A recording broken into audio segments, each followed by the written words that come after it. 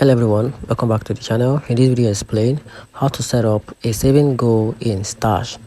So to set up a saving goal in the Stash app, open the app and log into your account, then navigate to the bank tab and select goal, then tap on create a goal and choose a category that matches your objective such as emergency fund or a vacation. Then from there enter the amount you aim to save and set a target date for reaching your goal.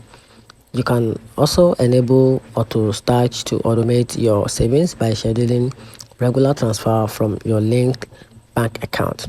So once your goal is set, Stash will help you track your progress by displaying how much you've saved and how close you are to your target.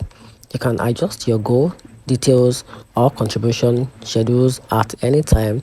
So this features is designed to make your savings more manageable by breaking down your goal into achievable steps and provide visual feedback to keep you motivated. And that's it.